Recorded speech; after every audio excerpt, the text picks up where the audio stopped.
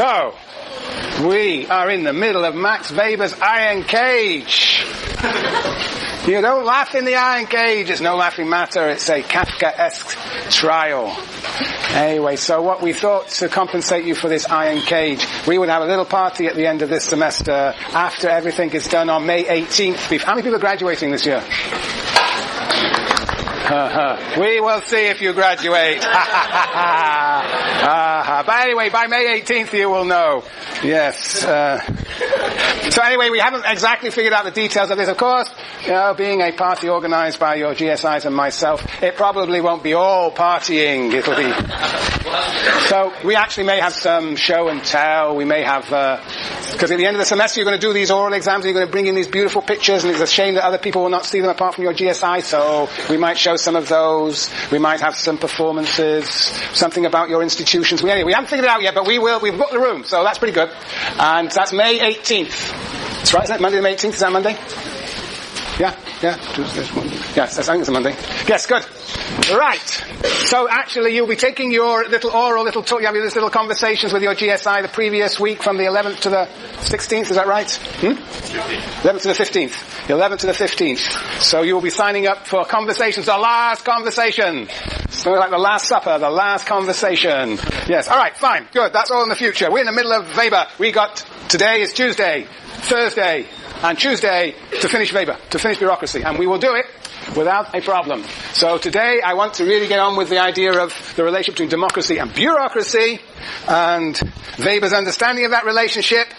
And on Thursday we will talk about the permanence of bureaucracy. Once established, you can go and get rid of this animal. It reproduces itself at every attempt, and the more you'll try to get rid of it, the more it reproduces itself. Well, that's the claim, I think, of Weber on pages 228 to 230 in particular. And then we will see what Lenin and Foucault would make of Weber.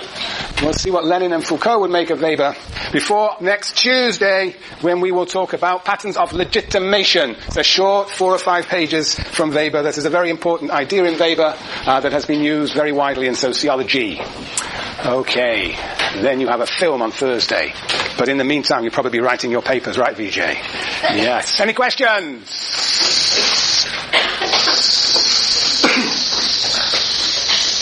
No invitations? Okay, alright. No, okay, quick, I better move on. Right, good, summary. Bureaucracy. 6 features of bureaucracy. Fixed jurisdiction. That implies to both the bureaucratic apparatus itself and to the positions in the bureaucracy. They are relatively fixed. And as compared with patrimonialism, which is a much more fluid form of organization involving personal ties, and as we saw in the film, there's all sorts of negotiation and competition over the jurisdiction of the different families, mafia families. So that's the patrimonial moment, namely the sort of fluidity and competition amongst the patrimonial orders for controlling certain areas of activity, as opposed to bureaucracy, which has a relatively fixed understanding, has a relatively fixed definition of what it is about, what its purpose is, and how it is to accomplish those ends. Second, hierarchy of offices, superordinate, subordinate relations, again, of a relatively fixed character, as opposed to a patrimonial order, familial-based organization, in which that hierarchy is again subject to fluidity and succession, in which the ties are personal ties among the individuals, as we saw in the film. I'm referring to The Godfather, as opposed to the bureaucracy, which is defined by the empty places that people fill. It is the connection among these empty places rather than amongst individuals per se that is important in a bureaucracy. So there's a hierarchy of offices. So it's ruled through written documents on the one side, and in the patrimonial order it is based on the rule of nothing is written down, custom and practice, and oral promises. In the bureaucracy, fourth point, we have expert training, and expertise is crucial in the organization of work, in the promotion of people, evaluation of people, whereas in a patrimonial order, loyalty is the premium, as that's a premium. That is what is most important. Loyalty. Fifth point is the separation of home and office. That's bureaucracy, the full working capacity of the bureaucrat, facilitated by the separation of home and office, as compared to the patrimonial order, in which work and home are fused. They're inseparably connected. And finally, bureaucracy, as we all know, is defined by rules. Rules define what we do and how we do it in a bureaucracy, whereas in a patrimonial order, it's based on clientelism, a relationship of the official, if you will, to clients. In the case of The Godfather, it's an economy of favors. Clientelism and favors as opposed to rules. Yes. So, Anyway, I thought I think the Godfather really represents in many ways a patrimonial order within a society that is largely defined by bureaucracy or bureaucratic rules. So there are spaces in our society where we find patrimonial orders. We also find, you might even say, the presidentship is the White House has a patrimonial character in which people are recruited on the basis of loyalty and personal ties, and there is also the inheritance of political clans. So there's something about the presidency, even of the very sort of core institution of our own society, that has a patrimonial character to it. But Weber, of course, is going to insist, and many have insisted after him, that bureaucracy is the definitive of the modern order. And this is how he typically, this is the ideal type that he creates. In fact, I'm just going to read to you on 215, get your books, the readers out, 215 to 216. There are many, if you're looking for a comparison between bureaucracy and patrimonialism, you find them all over this chapter, if you're looking for them. Anyway, here is just one. On bottom of 215, the last line. Are you there, Jason? Aaron, number 2, right? Yeah. Can you read it out to me? It's specific. I can't hear you. Its specific nature, which is altered by capitalism, develops the more perfectly the more bureaucracy is dehumanized. The more completely achieved and eliminated from official business, love, hatred, and altered personal, irrational, and emotional elements which is state calculation. This is the specific nature of bureaucracy, and is a phrase that is special virtue. Very good. So bureaucracy is to be dehumanized, and you're supposed to remove all sorts of love, hatred, and purely personal, irrational, and emotional elements. Yes. Go on. Next paragraph. The more complicated and specialized modern culture becomes, the more internal supporting apparatus demands personally detached and strictly objective expert, in lieu of the master of older social structures, who is moved by personal sympathy and favor. By grace and gratitude. Very good. Thank you very much. So yeah, you have already very clear comparison. And again, harking back to the idea of the patrimonial order based on love and affection and sympathy. It's sort of more human relations of a more emotional character that has become was central to the patrimonial order. And instead of the expert in the patrimonial order, we have personal sympathy and favor by grace and gratitude. Yes. Hian, you have your hand up. I would laugh, I don't know. Okay. Yes. Good. So, alright. Very good. And actually, interestingly enough, as I was reading this for the nth time, where n tends to infinity, 215. So on the bottom of 215, there is an interesting footnote. Alex, where are you? Are you on the bottom of page 215? The star. Yes! Out loud. I can't hear you either. Here we cannot discuss in detail how the bureaucratic apparatus may and actually does produce definite obstacles to the discharge of business in a manner suitable for the single case. Spoken like a true German. That was a real German accent. You switched your Norwegian for a German one. Why do you read it again? Let's hear it out. Yes, it's a great footnote.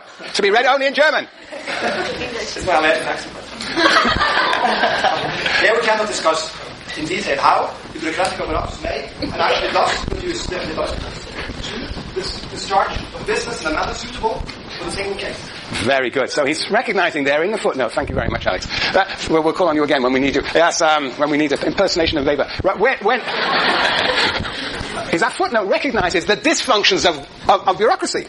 We cannot discuss these dysfunctions in detail, how the bureaucratic apparatus may and actually does produce definite obstacles to the discharge of business in a manner suitable for the single case. So he really recognizes the dysfunctions, but in this chapter he is concerned to understand the characteristic, ideal, typical form of bureaucracy and why and how it is different from patrimonialism. Yes. Right. Yes. Juliana. Kind of take issue with him dismissing the fact that I know it doesn't fit into his argument, and he says we can't talk about it here. But I think those dysfunctions tell us a lot about rationality. Like he's looking at what rational means in a monolithic way, and he's defining it as this ideal type. But maybe there are other things in patrimonialism that is just the way we, within patrimonialism. Yeah, maybe what I'm saying is, what he dismisses as irrational and patrimonialism may be inevitable. Yes. Very good. Yes. You're saying quite a few things there. First, that this ideal type of bureaucracy is his ideal type, and he emphasizes the orderly aspects of it. Perhaps if we were writing this today, we would emphasize the inherent dysfunctionality of bureaucracy and put that in the ideal type and not as some sort of consequence of it. And indeed, that is what sociologists have done for the last 60 years, have built into our understanding of bureaucracy both its rationality and its dysfunctionality or irrationality on the one side. And on the other side, you're absolutely right. When he says, that patrimonialism is irrational, well, perhaps it is rational. Perhaps there are, what does he mean by rational? I mean, The Godfather, one might argue that one's dealing with gambling and illegal, so-called, was not illegal, but constrained activity or narcotics. You need to have a much more patrimonial, flexible order in which personal ties are important. So it may be precisely the most rational form of organization, of organizing organized crime. Yeah. So that's an interesting question, as ever for Weber, that I don't want to get into too much because I would sink in a morass. What is the meaning of rational? Rationality. For Weber, it is this idea of organizing things coherently, bureaucratically, through rules. Whereas, of course, sometimes it's rational to have a very flexible organization. That may be the most rational or most effective organization and we know from studying of organizations, of work organizations, that often and particularly in this age, that the smaller organizations, if you think of Silicon Valley, you think of the software enterprises, they were not organized by rules, documents, but were very flexibly organized. Almost had you might say, a patrimonial character, but they were the most efficient in generating innovation in the modern economy. Some call post-industrial economy. So yes, I think that's an important critique, both of the way he characterizes bureaucracy on the one side and patrimonialism on the other. Whew, yeah. Anything else? Good. Well, that was the first part of my summary. The second part was actually to talk about the dysfunctions, which we just talked about. And the third part was to emphasize, to focus on what we did last time, the status of the official, which I had never quite figured this out. But nevertheless, there's a separate section called the status of the official in this chapter, where he talks about the official having what? A sense of vocation, a sense of purpose. Almost a calling to be an official. Of course, he's not talking about necessarily the clerical workers in a contemporary bureaucracy, perhaps in Sproul Hall, who exist there to, who make a life in Sproul Hall, but nevertheless it is a life that is driven by the need to earn a salary. But these officials, these German officials that Weber is talking about, have a sense of vocation, a commitment to the project, their own job as part of a functioning and important bureaucracy. He talks about that, and then he talks about the social position of the official. Talks about the social esteem or status of the official. Officials in Germany at the end of the 19th century had high status because, of course, they had to pass examinations. They were a special group, a caste, as he will call them later on in this essay. They are appointed. They have tenure for life. Their reward is based not on the work that they do, but on their position, on the assumption that they will what? That they will be committed to the job that they are given. They're not paid according to their work, but according to the position, on the assumption that they will have full commitment to their work. Yes, without being financially remunerated for it, and that they also have a career promotion on the basis of merit and seniority. So that is his characterization. Now, I want to draw your attention to the contrast between that vision of the official and the vision of the official in section 10, which we're going to read next time, where Weber doesn't talk about this idea of the official having a sense of purpose or sense of vocation, but talks about the official as what? Has anybody got to section 10? Lars? Anybody got to section 10? Did anybody? Yes, Charita. Very good, excellent, BB. 3 Bs. Oh, I don't give 3 Bs how often. This is a special year. Yes. He talks there about people being officials chained to their position as a cog in a machine. There's a very different vision of the official, as we will see next time, than the one he presents at the beginning of this essay. On the one case, an individual with commitment, sense of vocation, and a sense of autonomy, and driven by the commitment to doing good works for the bureaucracy on the one side. On the other side, a cog trapped in a machine. Yes, chained to their work. Very different. And we're going to have to try and figure out what the resolution of that contradiction is. All great theorists have contradictions, and our task is to try and resolve them and understand them. Okay. Any questions? Good. Good.